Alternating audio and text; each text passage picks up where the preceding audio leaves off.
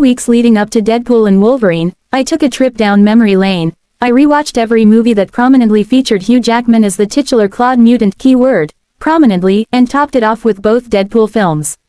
Then, for good measure, I finally watched the legendarily terrible Elektra, which was my only blind spot of the 20th Century Fox-era Marvel films. This sort of binge revisiting used to be standard practice in the lead-up to a new Marvel Studios release, filled with anticipation of forward progression for our favorite characters and excitement over seeing old friends meet new faces who might well become lifelong favorites. The Fox movies never had the same level of continuity as those later developed by Marvel Studios.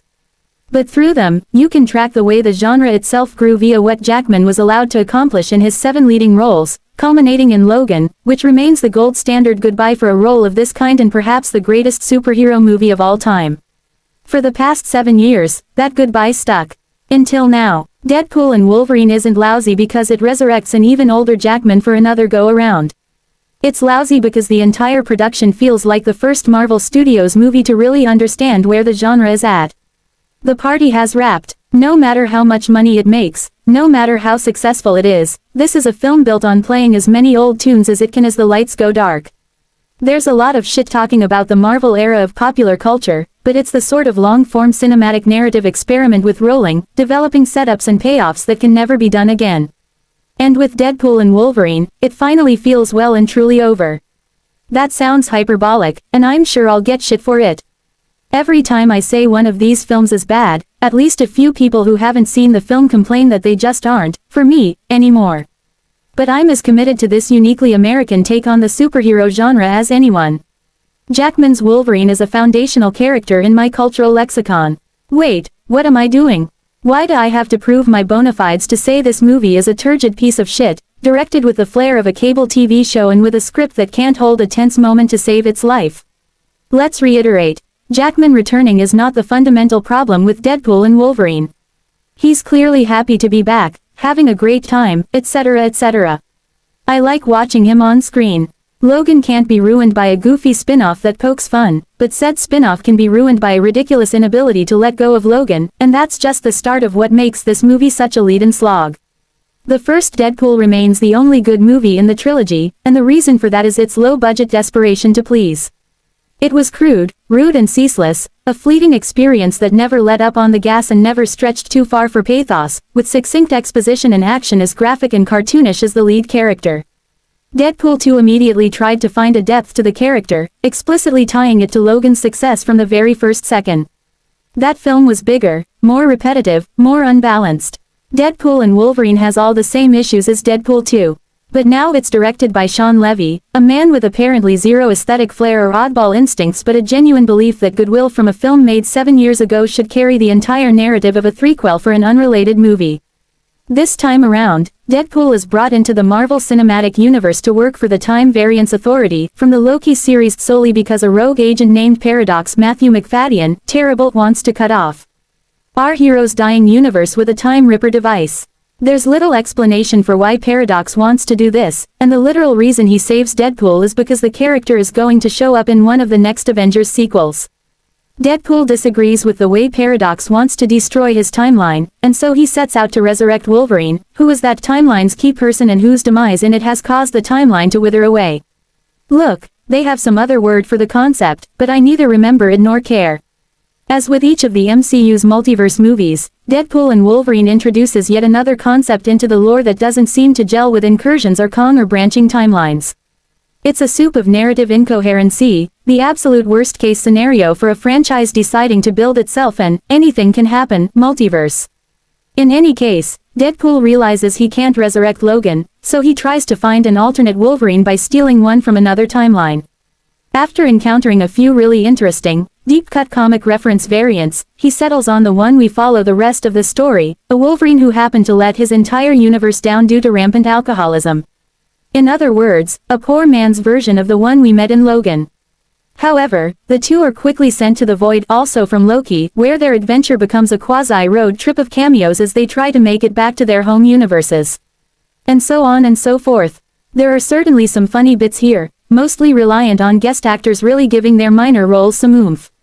But for a Deadpool film, there are just constant, endless scenes of characters standing around talking, expositing and emoting for attempts at pathos. There's no efficiency to the thing, no ebullience at all. When the action finally begins, it's directed with absolute clumsiness.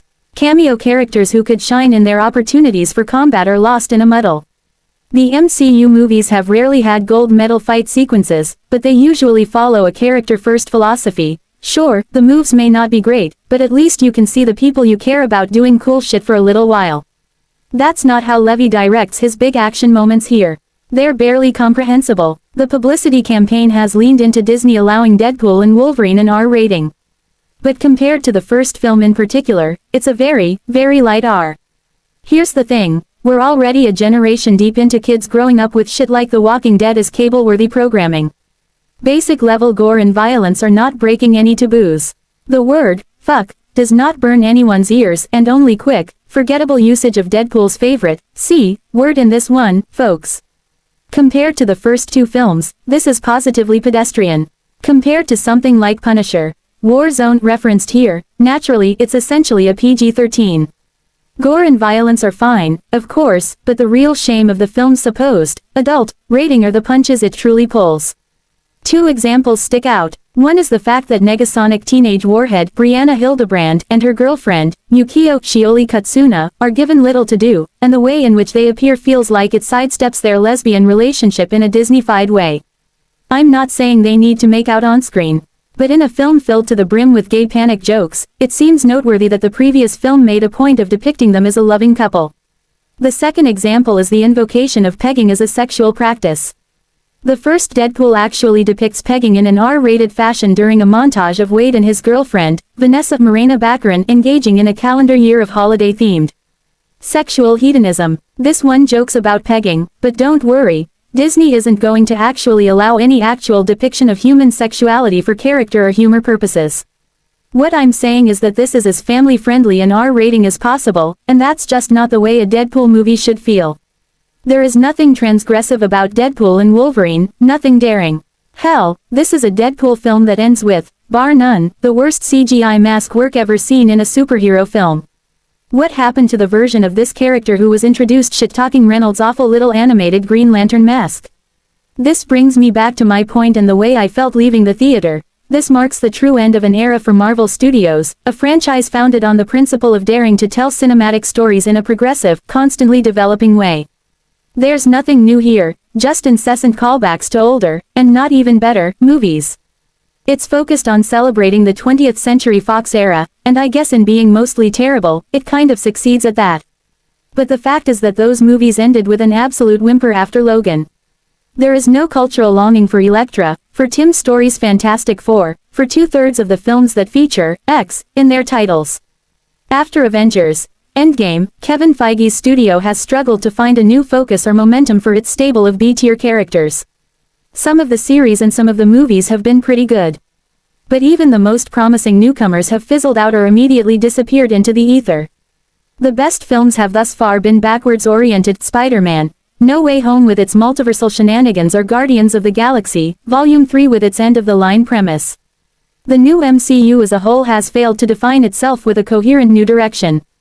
Although Deadpool and Wolverine pokes fun at the half-decade of malaise, it's also guilty of every single problem plaguing the franchise, and without even a self-contained story to make it feel worthwhile.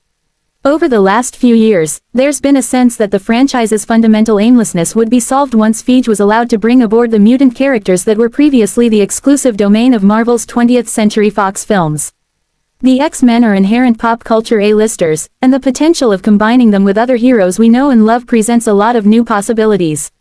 It's fucking frustrating, then, that Deadpool and Wolverine is just the circle jerk to end all circle jerks, a holding pattern for a franchise that just cannot afford to sit in place any longer, a series so burdened by what has been that it has lost sight of what can be.